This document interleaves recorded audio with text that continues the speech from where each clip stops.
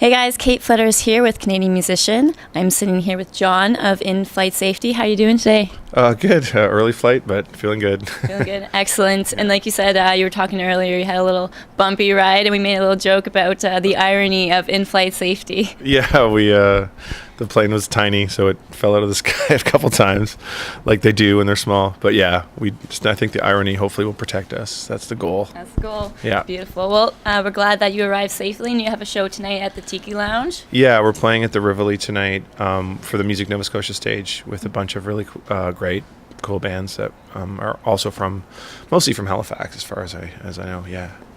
Yeah, I want to hear your thoughts a little bit about these showcases. You know, CMW is really great to kind of gather a specific group of people from an area, like and a showcase from Australia was yesterday. So Yeah. today, a showcase from Nova Scotia. I mean, what's that like playing that for you? It's really great for us because it's a great way to showcase what kind of talent exists in our hometown. It is a Nova Scotia showcase, but I think mostly everyone is sort of based in Halifax. There's a couple exceptions there, but Halifax is very densely populated with a lot of the musicians from Nova Scotia are all kind of in that area, and we all kind of know each other. So it's pretty cool to come to the big city and you know, be able to put on a great show for the fans who come to the CMW showcases and stuff. So it's something that really I don't know, inspires me. Mm-hmm. Yeah. Do you find that everyone on the bill though kind of has a similar sound, or is it really unique and different for each one? So I think every music scene these days is pretty varied. There's not a lot of cohesion in terms of sound. Personalities are pretty cohesive, I think. But yeah, we've got like a Motorcycles, like a hard rock band, like super badass hard rock, and In-Flight Safety is more melodic indie rock, and there's some really cool spooky folk stuff, and then electro duo called Vogue Dots who are up and coming, and yeah, so there's just it's all over the place, but awesome. I like that. Yeah. Perfect. Yeah. Now, I know you just arrived here today, so unfortunately you didn't have the chance to kind of take advantage of CMW for the full week. Is this your first time playing at the festival? I think it's our second or third time, yeah, since we started the band, yeah. Had you had the opportunity beforehand to go to any of the conferences or kind of do yeah. anything? Yeah, this time just arriving on the day, kind of feel like a slacker. I missed because I love checking out shows. So usually we arrive quite early if we're doing something like CMW or South by Southwest. We arrive as early as possible because half of it for us is checking out what's going on in music, what are people talking about. Some of our favorite bands that may not be as popular will be playing often, and we'll go check them out in small clubs and stuff because we like a lot of different stuff. But yeah, it's my favorite part of the festival scene is checking out other bands.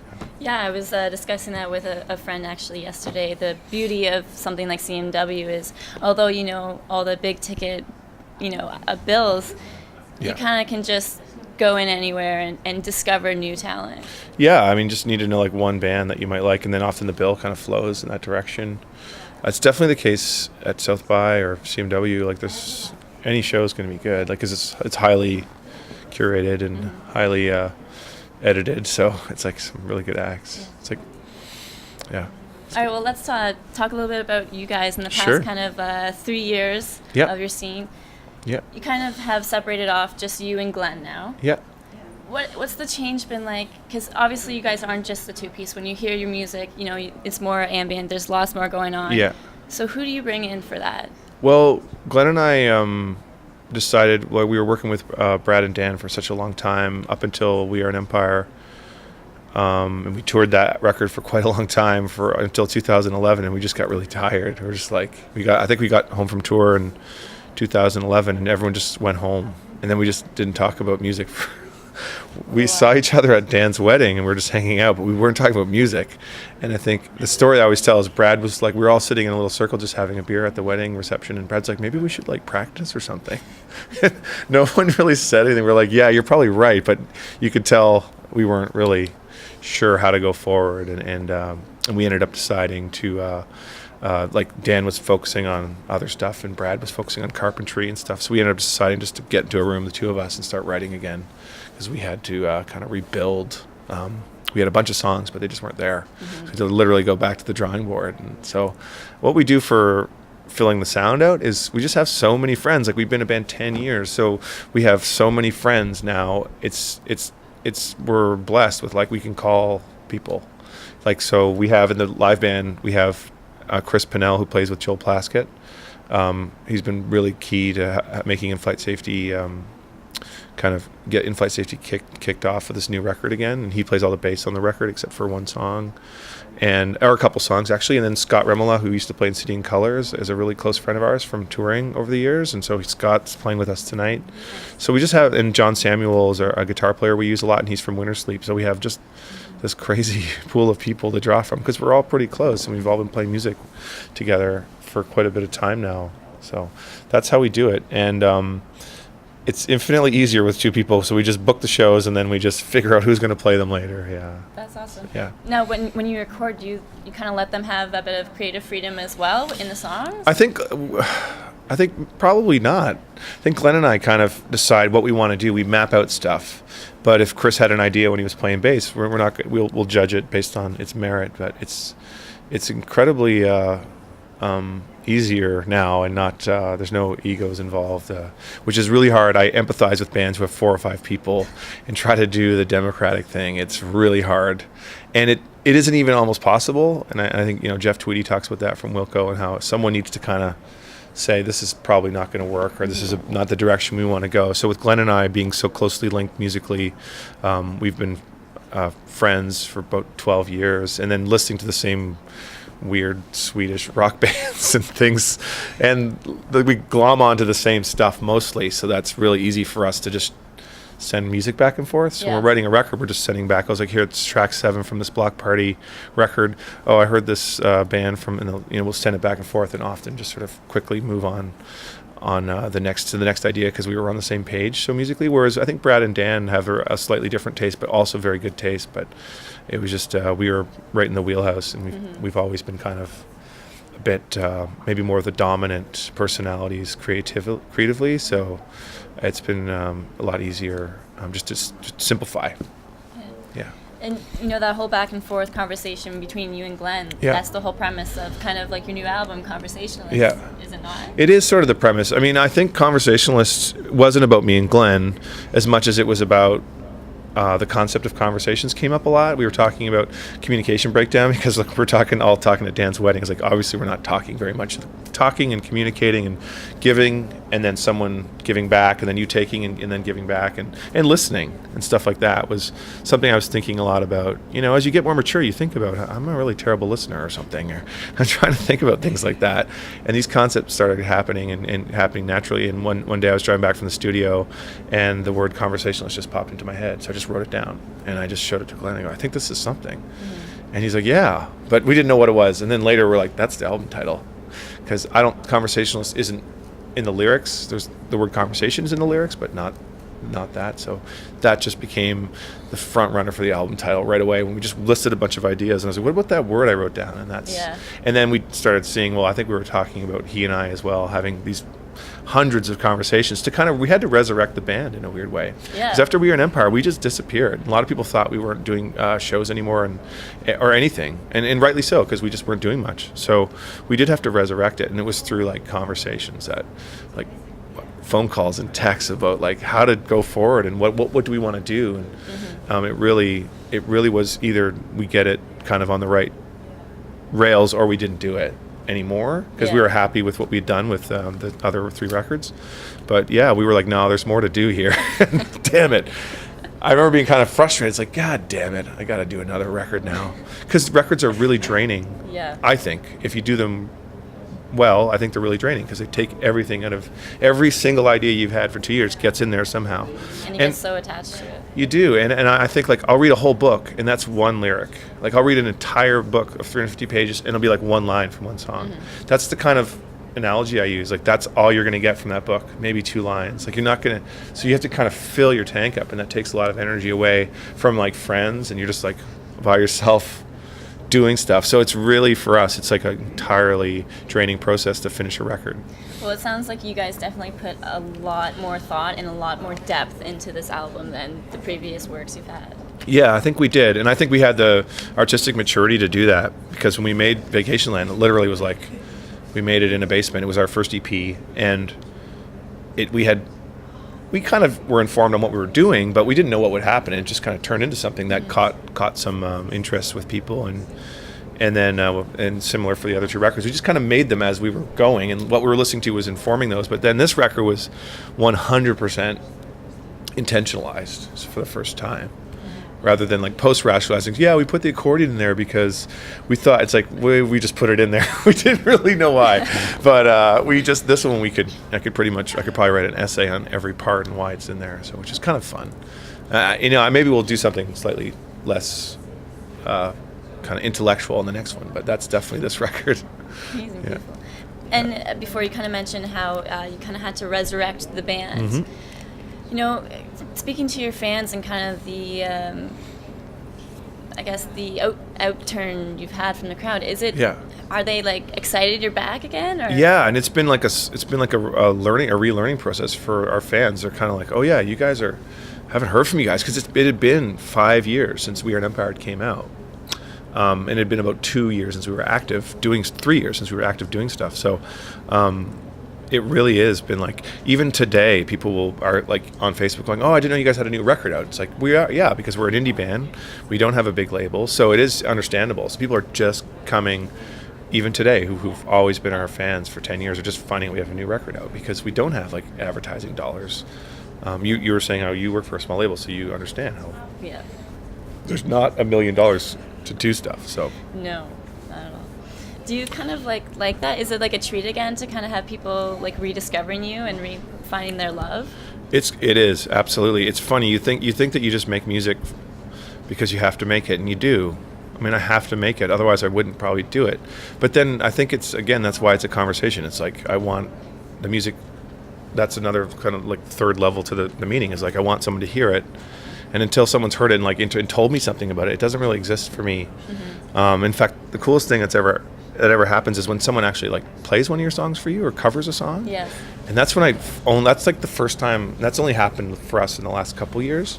We haven't had people do that before, and that was really it was a trip, because it's like, oh my God, I can finally hear the song now myself, because I don't hear it when I sing it, because it's just too close to it. Yeah. So like, that's part of that conversation. I really wish that would happen more, where it's like, I want people to tell me what they feel or they think. I don't really have any opinion on, other than like, making the music. It's like, after that, I just kind of let it go.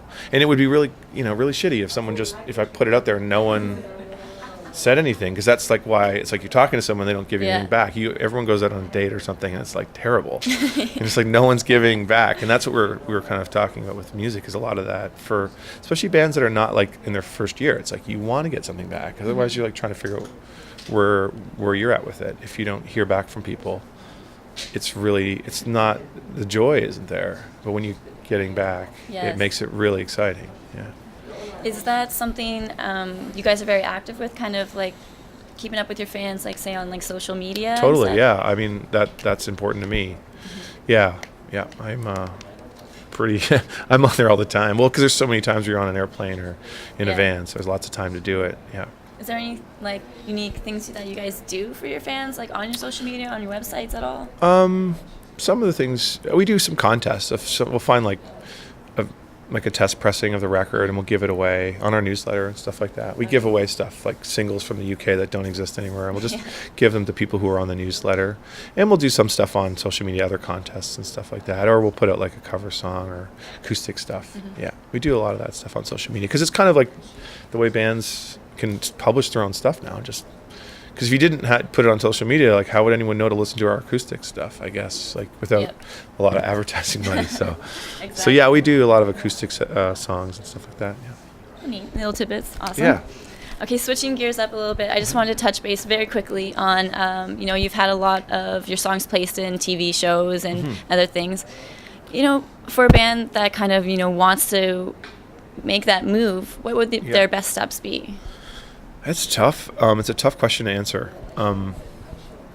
Because in fairness, a lot of the TV placements for us happened. I'm not entirely sure how, and I think it had a lot to do with the kind of music we made. Especially on Coast is Clear and We Are an Empire. It was like people, I think, gravitated towards it. So it's very cinematic and kind of, it's almost like movie score and sometimes. So we had a lot of success with those two records in particular. And it's hard to tell a band what to do, because there really isn't anything you can do other than just be you and sort of do you, and then do it as much as you can. Yeah. And then people come to you, but it's hard to really just push your song. And the bigger placements we've had have kind of not been something we kind of asked. It was just sort of someone who heard our music and found a way. Yeah, like we have a publisher who does send out our record to people, but we don't know much about what they're doing. And every now and then you get it. Like when we got put on The Office, for example, I was like, I'm a huge fan of The Office, and I remember I was talking to our sync agent. He called me because it was like a Friday afternoon, and he was with his family. He has like 2 kids, 2 twins, and they're like yelling in the background, and he's like, and he needed a confirmation, but his phone kept cutting out. I go, I don't. He's like, can we license your song to? And I was like, I don't know what show you're talking about.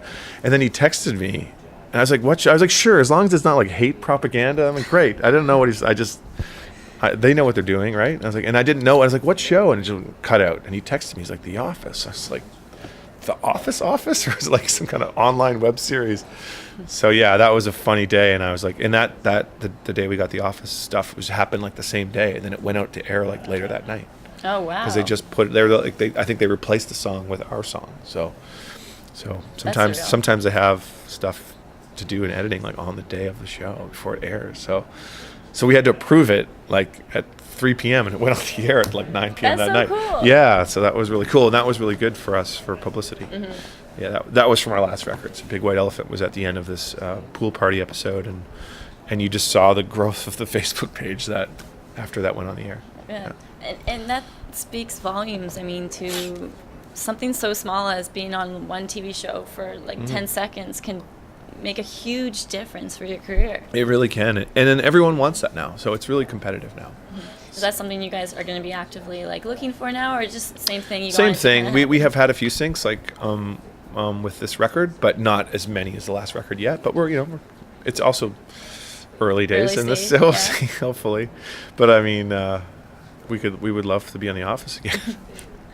All right, so yes, it is early days still with the album. What are your plans kind of for it right now? Are you guys going to be releasing any music videos? Are you going to be touring? Yeah, well, we've since the record did come out in September and October, we have 2 music videos. So we have Animals came out and Destroy, and then we're meant to be doing a couple others. But there's a lot of stuff that happened in Nova Scotia with like the film tax credit got destroyed by the government recently. So all the videos we had lined up, a lot of people are just not available because they're trying to recover their jobs and stuff. So we're trying to figure out how to shoot another video for Blue Flares and for Stockholm. So we've had to kind of rejig what'll happen there because there's been some changes in the industry there. We have so many great friends in the film industry. That's one of the reasons why we had some great videos that aren't as expensive as other people's. Like, so when we filmed Destroy, that was from an alliance we have with this TV show called Haven, which is on the Sci-Fi Network, and they film in Halifax. So they're fans and friends of the band, so they just had us come to the studio, and we did some stuff there with some of our friends who work on the show. So like those are the kinds of ways we can fake our way into, the arena of high quality music videos without having the same budget. So. Hey, but I mean that's the way the business works these days, right? It's all about working with your friends, people you know, people you trust. friend economy or whatever it's called. Yeah. Yeah, the negative term is it's all about who you know, but I like the friend economy much better. Yeah, you need to have like those things going on to kind of make good stuff. Exactly. All right, well, finally, last question, one that everyone likes to kind of gush about. Let's go tech. What did you guys use to record your album? What do you love to do? Tech, nice. I figured this was going to happen with Canadian music. Of course. I don't know. I don't think we're that precious about any one piece of gear. Like I guess I probably am. I'm saying that, and I'm maybe just not noticing it. But we just want to get stuff captured. It doesn't matter to us, like in particular, what does it. We just have different tools. So on Conversationalist, I used a. Do you want to know what kind of gear I used? Yeah, okay. I don't know how interested people are in this. You're listening. You better pay attention. I used a 4710D Universal Audio box, which is 4 channels preamp, and it has digital conversion in it, and it also has 4 TRS in. So I used other external preamps and just TRS it in. So that box did all the conversion for Conversationalist. All the recording was through that. Or I'd use the actual preamps on it, or I'd put in other preamps through it. So it did all the conversion, and I just used digital in to an interface, just a crappy interface, but it's digital in, so who cares? And I use Nuendo. I'm a staunch believer of Cubase Nuendo because of the German layouts. They're very clean and easy. So I'm a PC guy. I'm not a Mac guy, which is unfortunate because Macs are awesome. But I've been stuck in PC world so long. So yeah, I use Nuendo, and some of the interesting mics that we used were like a Royer ribbon mic we used a lot on the guitar amp, and I sang that record, the whole record, on a 57, a Beta 57A. I didn't sing on any condenser mics. I just did that because I started singing the record on a large diaphragm condenser, but then I found that the performances were kind of just like a little more sterile. So I just started, I'd literally just sit in my studio chair and just start singing. And then if I needed to get rock, I'd stand. And I didn't use a pop shield. I in some cases had the monitors on and just sang. That's awesome. Yeah, and so the whole record was done like that, and I really liked the effect of that. That worked really well for me. I started getting away from standing and getting the right distance and the proximity to the condenser mic, and I just started singing whatever, because I found that I was losing performance, and performance, as we know, is way more important than any microphone. So I just hold a dynamic mic and sing. It's almost like that feeling you get when you're singing in the shower and no one's around. Yeah, and I would do a lot of this by myself, obviously. Because I produced the record and engineered it and stuff with some help from some other people, but that takes too long to explain. But I had a Universal Audio Solo 610, and I just turned that up, get a little bit of the tube sound, and I just sing into this mic. Yeah, and awesome. All of those songs were, I think only maybe one was not done that way. But, yeah.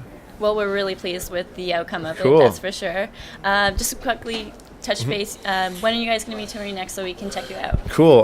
We are in the Toronto area, I guess. We're back in Toronto for we're playing a show at the Opera House at the end of the month, and we're going to offer up free tickets to that to some people on our social media. It's a thing that Air Canada's doing. They're bringing us up to play for Flight Attendants Day. Oh, very nice. So that's kind of fun. That's May 31st. So we're going to offer up a bunch of free tickets to fans who are connected to us.